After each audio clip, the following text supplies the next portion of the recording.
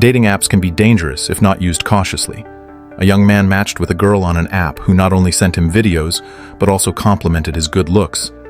However, just as their conversation was heating up, he found himself pulled into a pitch-black void.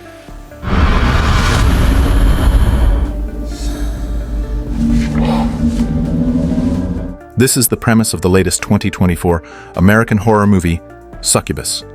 A single man is approached by a beautiful woman, thinking he's found true love, only to realize it's all part of a sinister deal. At the start of the film, we meet Chris, a young man on the verge of divorce. Since separating from his wife Sharon, Chris's life has been a whirlwind of responsibilities. His days are consumed by work, and his free time is entirely spent caring for his child. This monotonous routine leaves Chris with no time for socializing. Then, one afternoon, Chris gets a call from his friend Eddie. Eddie recommends a newly launched dating app, boasting that it's full of gorgeous women. Listening to Eddie's excited chatter, Chris becomes intrigued. Without hesitation, he downloads the app. After registering, the system starts matching him with potential friends. To his surprise, the first match is his wife Sharon's best friend, Caroline. Looking at Caroline's photo, Caroline feels a spark of interest, but also finds it awkward due to her connection to his wife. After some hesitation, Chris decides to rematch. This time, the app matches him with a woman named Adra. Adra's stunning profile catches Chris's attention, and he decides to add her as a friend. Adra quickly accepts the request. Their initial conversations are casual, revolving around hobbies and interests, but as they talk more, their exchanges grow increasingly flirtatious. Then, Adra surprises Chris by initiating a video call. Seeing Adra on video only deepens Chris's infatuation. Adra invites Chris to meet her in person and even sends him her location. However, Chris can't leave because he has to take care of his child. While Chris is still deliberating, a sudden noise startles him from behind. Turning around, he sees that his and Sharon's wedding photo has mysteriously fallen off the wall. Assuming it's just a loose nail, Chris brushes it off and picks up the shattered frame. He prepares to feed his baby, but just as he picks up the bottle, Adra sends him another video. While engrossed in watching the video, Chris receives a call from his mother. It turns out his mother, worried about Chris's parenting, had installed a camera in the house. The camera sends her reminders every 4 hours, and noticing that Chris hadn't fed the baby, she calls to check in. Her call snaps Chris back to reality. He quickly gets up to feed his son, but as soon as he hangs up, Sharon calls, was directly in front of the camera, and everything in the video was recorded by it. Even worse, Sharon and her friend were using the camera feed to check on the baby, meaning they saw everything. Sharon's reprimand leaves Chris mortified. Already feeling down, Chris becomes even more upset after the confrontation. At that moment, Adra messages him again. Seeking solace, Chris confides in Adra about what just happened. Adra, not only beautiful but also incredibly comforting, reassures Chris and lifts his spirits. As Chris begins to feel better, Sharon calls once more. Concerned that Chris isn't handling childcare well, she suggests taking the baby to her place. Chris refuses, and the two argue over video call, ending with an irate Sharon hanging up on him. Frustrated and overwhelmed, Chris turns to Adra for support. Just as Chris and Adra were deep in conversation, someone named Zephyr suddenly sent a request to connect with Chris. Without thinking much of it, Chris declined the request. However, Zephyr persisted, sending another connection request. Feeling curious, Chris opened Zephyr's profile and discovered that he was a top-tier physicist. While Chris found this odd, Zephyr sent another request. This time, Chris accepted.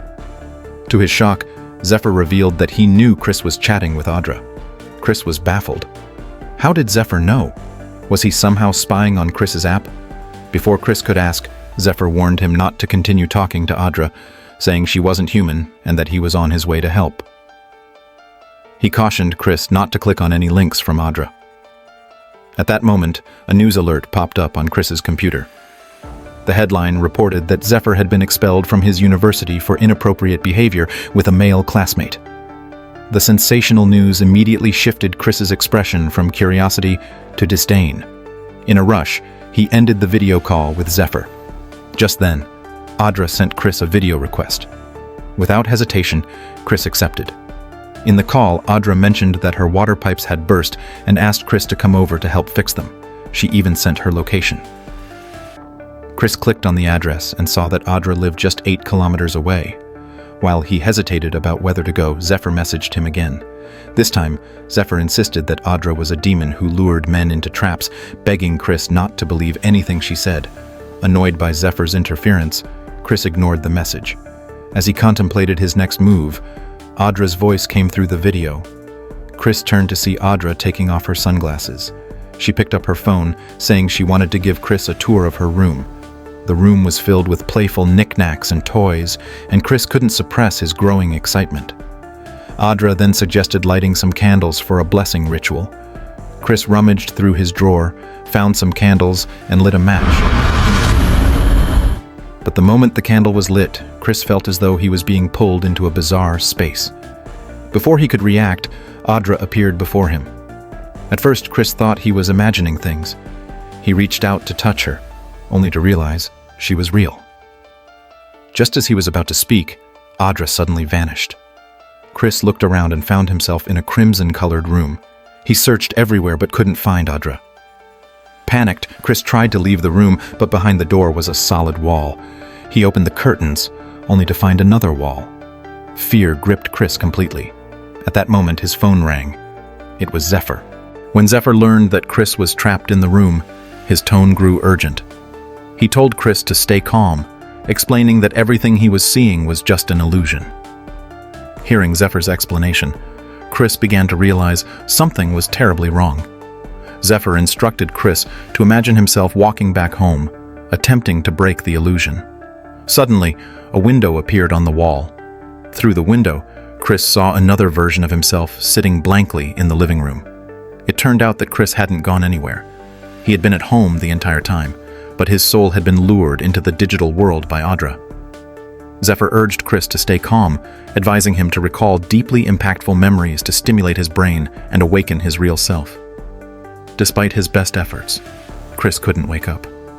Suddenly, a small hole appeared in the wall. Peeking through it, Chris saw his friend Eddie outside. Eddie entered a house identical to the one where Chris was trapped. Chris shouted to warn Eddie, but Eddie couldn't hear him and appeared to be enjoying himself, despite there being nothing around him. Just as Chris wondered what Eddie was enjoying, a claw emerged behind Eddie.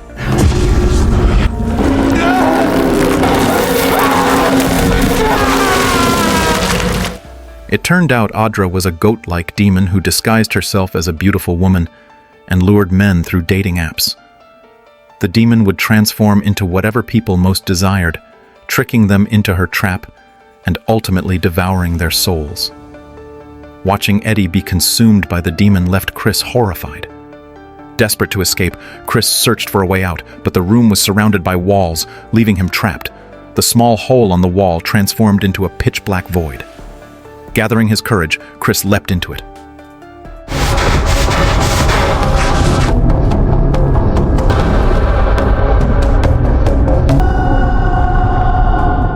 Meanwhile, Zephyr arrived at Chris's house.